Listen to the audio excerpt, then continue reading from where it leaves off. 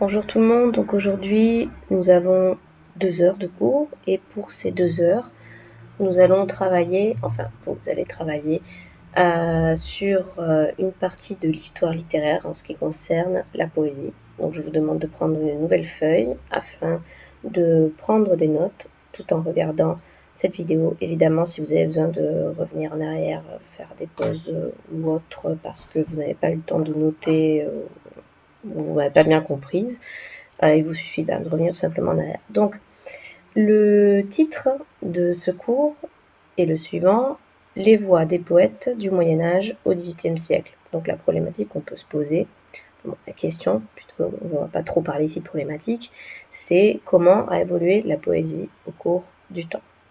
Bien, donc notre cours sera divisé en 4 parties. La première partie portera sur le Moyen-Âge, la deuxième partie sur le XVIe siècle, la troisième partie sur le XVIIe siècle et enfin la dernière partie sur le XVIIIe siècle. Donc nous allons commencer par la première partie, le Moyen-Âge, une poésie chantée. Donc vous pouvez noter le titre de cette partie, Grand 1, le Moyen-Âge, une poésie chantée.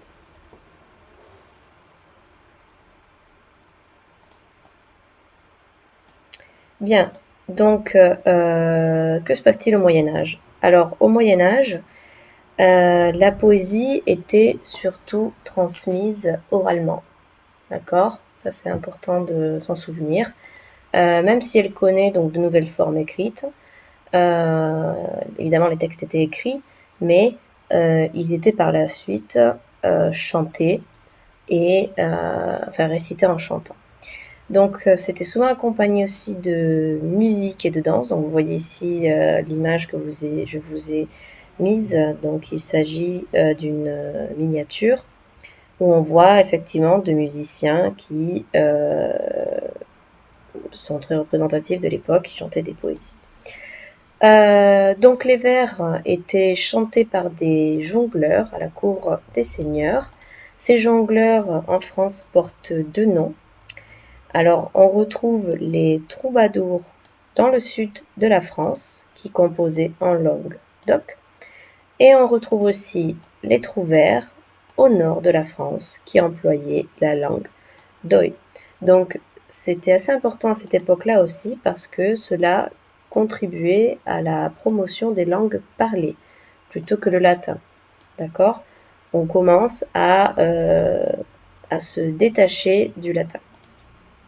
Quel type de poésie on retrouve à cette époque-là? Alors on retrouve principalement deux types de poésie. Premièrement, les chansons de geste. Donc vous voyez déjà, on ne dit pas la poésie de geste, on dit directement les chansons de geste, puisque à cette époque-là, la poésie était principalement chantée et dansée. Alors les chansons de geste, qu'est-ce que c'est? Tout simplement, ce sont des épopées. Des épopées, ce sont un récit d'exploits historiques. Vous connaissez peut-être ou vous avez peut-être entendu parler de la chanson de Roland, qui est une chanson de geste. Deuxièmement, on retrouve aussi la poésie lyrique, dont le thème principal est l'amour courtois. Donc on va y revenir tout de suite après, parce que vous avez besoin de savoir ce que signifie l'amour courtois. Mais bon, je vous ai mis ici un petit résumé. Alors l'amour courtois se base sur les valeurs féodales. Donc le chevalier voue un culte à sa dame, sa bien-aimée qui est idéalisée. Bon, c'est un peu contradictoire parce qu'à l'époque, dans la société médiévale, les femmes n'avaient pas vraiment beaucoup de droits. Alors qu'en fait, ce qui se passait ici, c'était l'inverse, c'était la femme qui était en gros maître du chevalier. Donc, vous allez le voir dans une petite vidéo. Donc justement, voici la petite vidéo. Je vous demande de prendre des notes sur la notion donc d'amour courtois, de fin amour. Évidemment, si vous avez des questions, ça serait bien de les noter aussi, grand papier, sur une autre feuille, comme vous voulez, ou bien sur la feuille et vous noterez les réponses plus tard. Donc l'idée c'est que quand on se retrouvera en classe, vous puissiez me poser les questions enfin, pour éclaircir vos doutes. Donc je vous lance la petite vidéo.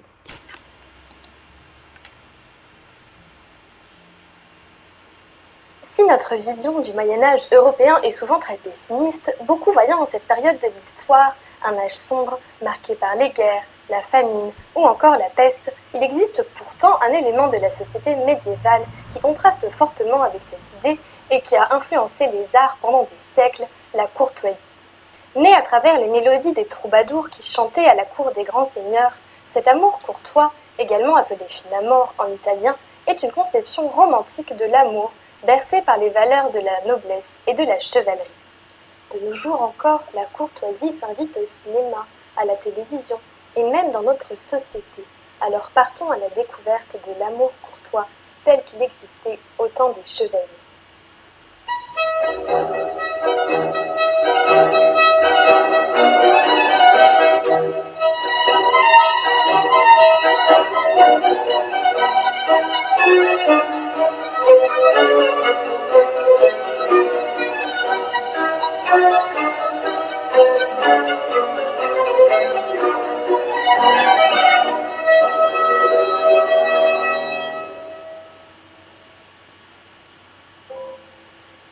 L'amour courtois est l'apanage d'une noblesse cultivée qui écoute les chansons de gestes des troubadours, cherche des plaisirs raffinés et voit en l'amour un art comme les autres, où l'esprit peut s'exercer à la quête de la beauté.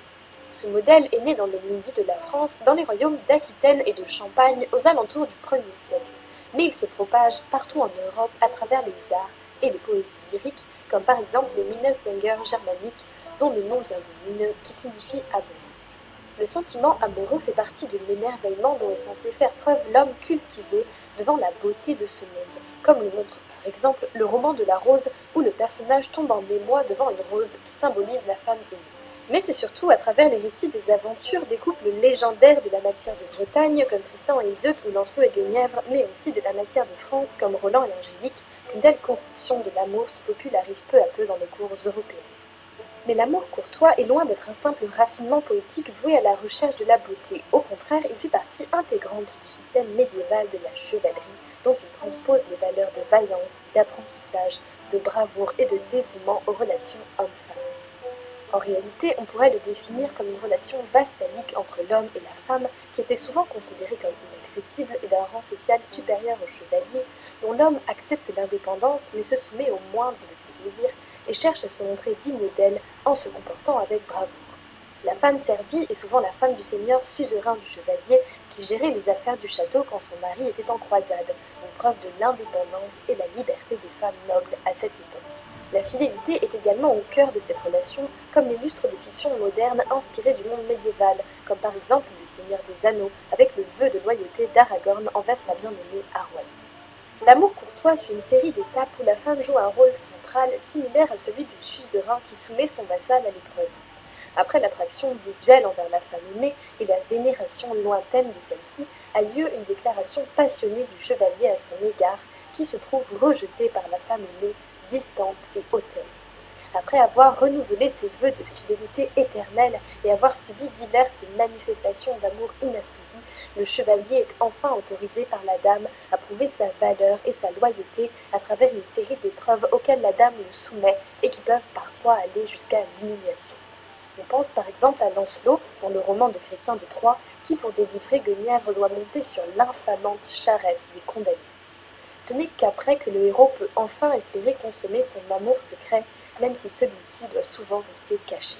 Mais il ne faut pas s'y tromper, même si la femme jouit d'un grand pouvoir dans ce jeu amoureux, l'homme reste au centre, car ce n'est que volontairement qu'il se soumet et les différentes étapes de l'amour courtois font partie de son apprentissage héroïque.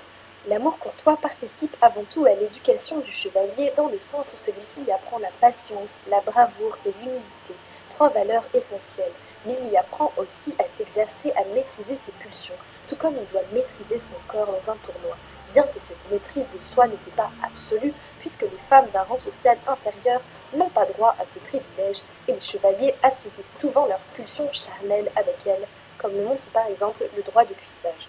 L'amour courtois est donc censé galvaniser les exploits du chevalier qui n'a d'autre choix que de se montrer valeureux pour impressionner sa dame et se montrer digne d'elle, et c'est donc un amour au service de la virilité, dont la manifestation la plus courante sont les tournois, où les éléments du code vestimentaire manifestaient la loyauté envers un seigneur, mais aussi souvent envers la dame aimée. Il n'était d'ailleurs pas rare que les tournois soient tenus en l'honneur d'une dame du public qui jouait un rôle important lors de ces événements. Finalement, dans les cas où les sentiments du chevalier envers sa dame constitueraient un obstacle à ses exploits guerriers, c'est souvent celle-ci, garante de son honneur, qui le rappelle à ses devoirs. On pense par exemple au chevalier Érec, compagnon du roi Arthur, qui est accusé de ne plus guerroyer après son mariage avec la belle Énide et que sa femme décide à partir en aventure avec elle afin de prouver sa valeur, mais aussi au chevalier Yvain et à sa compagne Lodie. Enfin, c'est souvent en sauvant la demoiselle en détresse qu'il convoite et décrive d'un danger que le chevalier est amené à prouver sa valeur, comme par exemple la princesse Angélique, sauvée par le chevalier Roger et qui échappe ensuite à sa concupiscence grâce à un anneau magique qu'il lui avait lui-même donné. Le désir, dont le propre est d'être insatisfait, constitue l'essence même de l'amour courtois, qui le décline à travers différentes versions. À l'origine toujours inaccessible et semé d'embûches, un tel amour peut devenir partagé, voire même parfois consommé, mais les deux amants ne peuvent jamais totalement s'appartenir comme le feraient deux époux. Il permet ainsi, à une époque où les comportements sont dictés par la société et la religion, de concilier les passions individuelles avec les règles sociales. Dans ce modèle, l'amour pur n'existe que sous la forme d'un désir inassouvi, et c'est pourquoi il s'agit souvent d'un amour adultère, où la jalousie n'est pas perçue comme un mal, mais au contraire comme une stimulation de l'envie. Mais dans les récits, la femme convoitée pouvait aussi être inaccessible pour d'autres raisons, comme lorsqu'il s'agit d'une princesse lointaine dont le héros tombe amoureux avant même de l'avoir rencontrée, dans le cas de Siegfried et Kriemhild, et Gunther et Brunhild dans les Nibelungen par exemple, mais aussi comme la Belle au bois dormant pour citer un conte plus moderne. D'autres récits nous donnent une version encore plus extrême de cette dame inaccessible où celle-ci est une créature ne se rattachant pas au monde des humains, mais de conditions surnaturelles et féeriques. On pense à l'histoire de la belle dame sans merci, où un chevalier tombe amoureux d'une fée éthérée qui l'emmène avec lui sur une colline, où il se réveille seul, ou bien encore à la fée Mélusine et son mari, dont nous avons déjà parlé dans notre vidéo sur le petit peuple. L'amour courtois est un amour libre, affranchi des liens du mariage, et par conséquent il est souvent malheureux. À l'époque, les mariages entre nobles étaient le plus souvent arrangés, et même si heureusement l'affection entre époux existait la plupart du temps, l'amour passionné et pur en était absent. Même si un tel amour reste donc partiellement inassouvi, il diffère toutefois d'une liaison platonique car le corps y a autant d'importance que l'esprit. Une telle conception de l'amour a eu une influence forte dans les relations amoureuses de l'époque, comme en témoigne l'histoire d'Héloïse et Abélard, qu'Héloïse se refuse à épouser car dès lors leur amour cessera d'être inaccessible et leurs sentiments perdront de leur pureté. Savoir si l'amour courtois était consommé charnellement ou pas dans la réalité est un point de controverse important, mais il semblerait que cet élément dépendait en fait surtout des situations. Même si la dimension érotique est primordiale dans l'amour courtois, les chevaliers évoquant souvent le désir que la dame éveille en eux, il s'agit d'éviter de se soumettre au plaisir de la chair uniquement pour assouvir ses pulsions, et que l'amour soit consommé ou pas, c'est donc la pureté des sentiments et du désir qui prime. Le plus souvent, l'amour courtois restait chaste, a fortiori lorsque le chevalier avait fait vœu de chasteté, comme en témoigne le rituel de Lassag rapporté par les chansons des troubadours, où les deux amants couchaient nus l'un à côté de l'autre sans se toucher. Mais il pouvait parfois être consommé charnellement, de façon crude, comme Tristan et Iseult. Même si l'amour courtois est indissociable de notre vision romantique du Moyen-Âge, bercée par les récits légendaires de la chevalerie, celui-ci est en réalité réservé à une frange très restreinte de la population, et même s'il prône la liberté et cultive la beauté et le raffinement des sens et de l'esprit, il reste assujetti au code de la société et joue avant tout un rôle social dans le monde de la chevalerie où la femme, aussi adulée et admirée qu'elle soit, doit avant tout faire valoir les exploits de l'homme. Quoi qu'il en soit, la condition de la femme capable d'influence et de décision au Moyen-Âge nous paraît en tout cas plus enviable qu'elle ne le sera plus tard, sous l'Ancien Régime, où elles ne garderont plus que l'image de faire valoir, soumises au désir des hommes qui n'auront plus à prouver leur valeur guerrière à travers les codes de la courtoisie, mais simplement dans l'idée que la femme est là pour être séduite et non plus courtisée.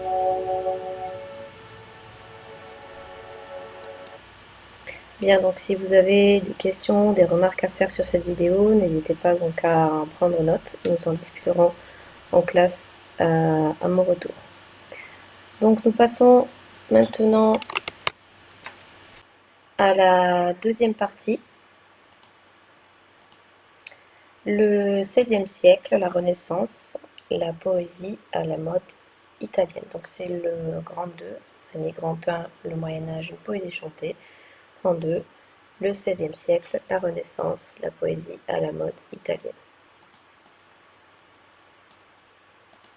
D'accord, vous le voyez ici. Alors que se passe-t-il durant la Renaissance? Donc à cette époque-là, la poésie devient cette fois-ci un art à part entière, indépendamment de la musique. Souvenez-vous, on avait dit qu'au Moyen-Âge, la poésie et la musique étaient associées. À partir de la Renaissance, elles se dissocient. La poésie devient un art à part entière. Le roi François Ier était un grand amateur de poésie et jouait le rôle de mécène. Je vais vous mettre la définition tout de suite. Qu'est-ce qu'un mécène? Un mécène, vous pouvez en prendre note, donc c'est une personne fortunée qui, par souci de favoriser le développement des lettres, des arts et des sciences, aide ceux qui les cultivent en leur procurant des moyens financiers ou des travaux éventuellement en instituant et finançant des prix. D'accord? Donc François Ier, comme il était un très grand amateur de poésie, finançait les poètes. Et du coup, il incarne l'esprit de la Renaissance sous l'influence de la culture italienne.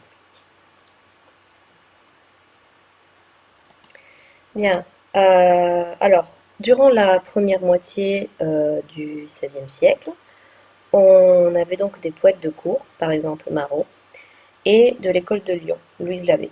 Donc nous verrons dans notre séquence Louise Labbé, vous allez avoir tout de suite après une petite vidéo pour un peu mieux la connaître. De toute façon, vos camarades la présenteront aussi dans un exposé. Donc les poètes de cour et de l'école de Lyon s'inspirent des Italiens pour renouveler l'écriture poétique de l'époque. Et ensuite, à partir de 1549, un groupe de poètes verra le jour, qui s'intitule La Pléiade.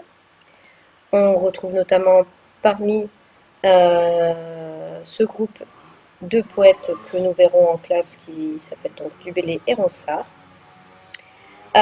Donc ces poètes donc, de la Pléiade rompent avec les formes médiévales, donc les formes de poésie qu'on retrouvait à l'époque médiévale, c'était notamment le rondeau et la ballade. Ne vous inquiétez pas, on y reviendra. Je ne suis pas sûre que vous sachiez les distinguer encore, mais nous y reviendrons. Ce groupe crée un art poétique qui vise à l'imitation, ça c'est important de s'en souvenir aussi, l'imitation des auteurs antiques et l'enrichissement de la langue française. D'accord? Et donc on peut dire que à partir de ce moment-là, les poètes étaient donc animés par une inspiration divine et il est alors investi d'un rôle sacré auprès des hommes. C'était ainsi qu'ils étaient vus durant la Renaissance. D'accord? Donc je vais vous mettre une petite vidéo dans laquelle vous allez découvrir un petit peu plus le personnage de Louise Labbé. J'ai choisi de vous présenter aussi Louise Labbé dans le sens où, de manière générale, à cette époque-là, il y avait peu de poétesses. D'accord? Donc c'est bien d'avoir aussi un regard féminin de temps en temps.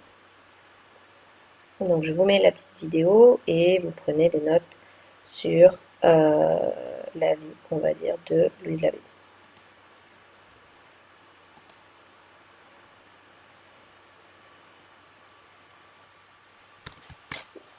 Louise Labbé, c'est une poétesse lyonnaise de la Renaissance qu'on surnommait la Belle Cordière, car son père et son mari étaient tous deux marchands de cordes.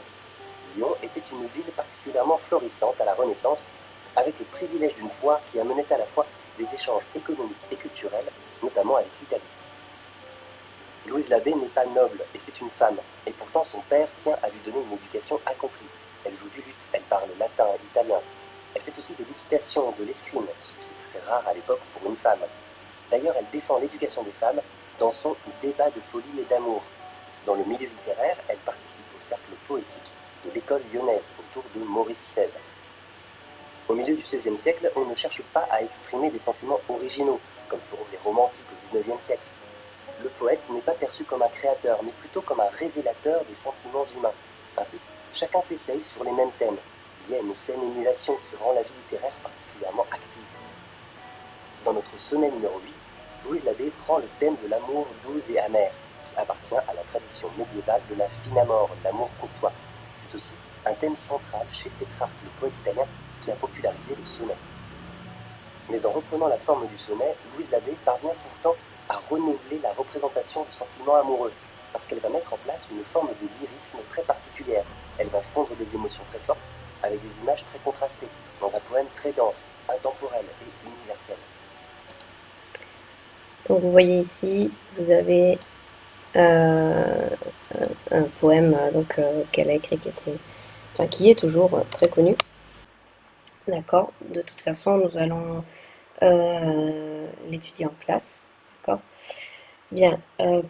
J'espère que vous avez pu prendre des notes. Et évidemment, si vous avez des questions, ça serait bien de les noter, des remarques à faire, et nous en discuterons en classe. Nous passons donc maintenant à notre troisième étape. Souvenez-vous donc que grand 1, nous avons parlé de la poésie au Moyen-Âge, grand 2 que nous venons de terminer le XVIe siècle, la poésie à l'époque de la Renaissance. Et maintenant, nous passons donc à la troisième partie, le XVIIe siècle, la poésie baroque et la poésie classique.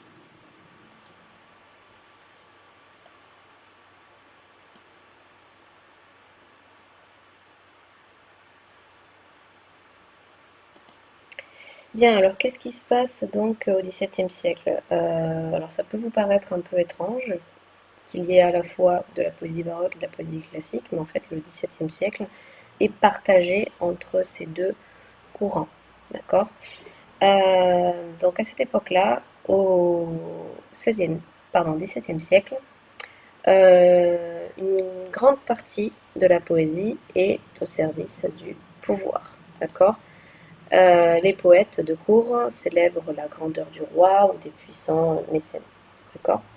C'est-à-dire qu'on écrit de la poésie pour les rois ou les personnages les plus puissants. Donc elle n'est pas seulement au service du pouvoir, elle est aussi au service de l'amour.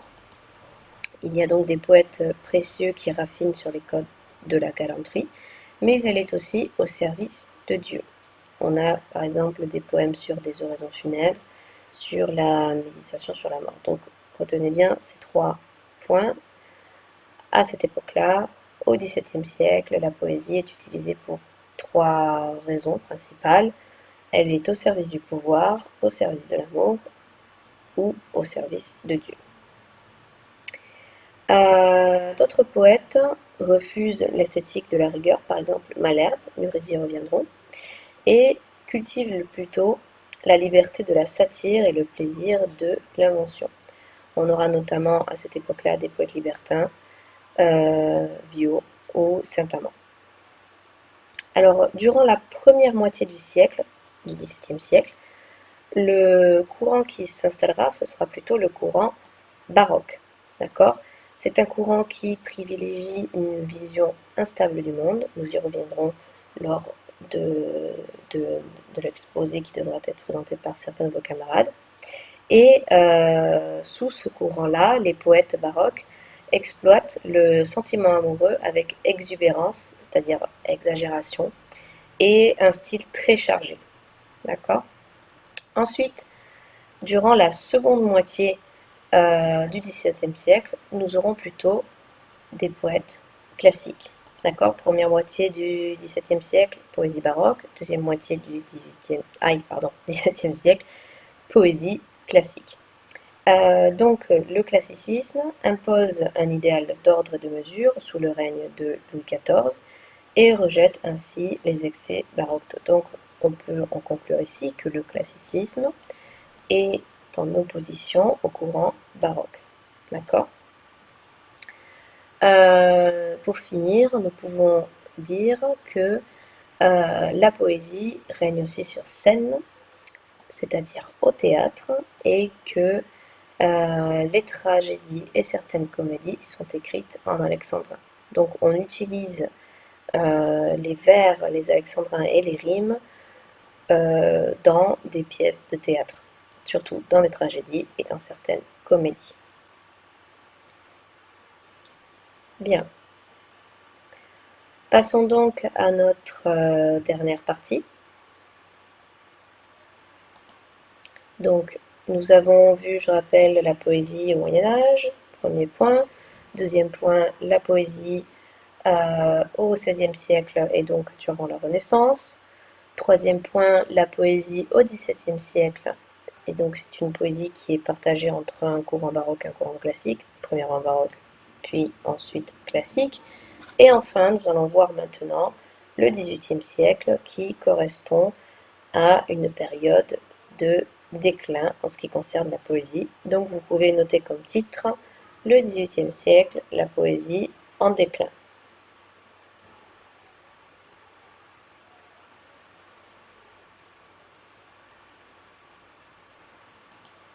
Bien, donc au XVIIIe siècle, pourquoi la poésie est en déclin?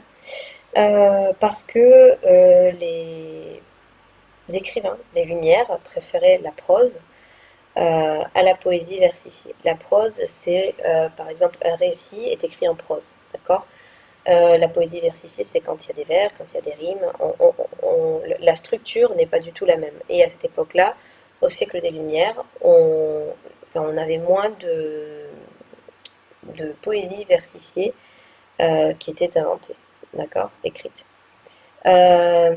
Pourquoi? Parce que la poésie versifiée ne rimait pas avec le rationalisme des Lumières, ni avec les débats d'idées, qui étaient pourtant en vogue à l'époque. On peut cependant nommer Voltaire, qui défendait donc le genre poétique, mais pour lui, en fait, c'était surtout un ornement. En synonyme, on pourrait dire décoration, d'accord? C'était surtout un ornement au service de ses thèses ou de ses récits épiques. Ok? Donc, si vous regardez dans votre recueil, à la page 60, vous avez un poème écrit par Voltaire qui serait intéressant que vous lisiez pour justement voir la manière dont écrivait Voltaire. Deuxième point, enfin dont écrivait la poésie. Deuxième point, la poésie va cependant renaître à la fin du siècle avec un poète qui se nomme Chenier. Pourquoi? Parce qu'il va réhabiliter le lyrisme élégiaque. L'élégie, c'est quand on fait référence à des plaintes ou à la mélancolie. Et il va s'inspirer de thèmes antiques. Tout comme Chenier que nous venons de mentionner, nous avons aussi Rousseau, dont la prose poétique célèbre cette fois-ci la nature et la sensibilité. Alors c'est intéressant de le mentionner ici, pourquoi? Parce que sa poésie sera en fait, entre guillemets, la base de la poésie romantique du XIXe siècle. Donc en fait, Chénier et Rousseau s'imposeront comme les précurseurs de la poésie romantique du XIXe siècle. Bien, donc nous avons fini pour ce cours. Je vous montre ici les textes poétiques que nous allons étudier pendant cette séquence. Donc vous voyez, nous allons aborder des textes poétiques du Moyen-Âge jusqu'au, bon, on va dire oui, presque jusqu'au XXe siècle. C'est pour ça qu'il est nécessaire que vous connaissiez donc en fait l'évolution de la poésie du Moyen-Âge au XVIIIe siècle, voire postérité XXe siècle, pour comprendre comment cela a évolué. D'accord? Donc nous verrons Conon de Béthune, François Villon, Pierre de Ronsard, Louise Labbé, Jean de Sponde, François Malherbe, Corneille, Baudelaire que vous connaissez, Rimbaud et Francis Ponge. Bien, donc je vous laisse le reste du temps pour prendre note et construire bien votre propre fiche. Nous ferons une petite évaluation de connaissances sur ces notions-là, puisque je vous rappelle que vous en avez besoin aussi pour l'année prochaine, puisque vous allez continuer avec la poésie l'année prochaine. Je vous dis à demain et je vous souhaite une très bonne fin de journée.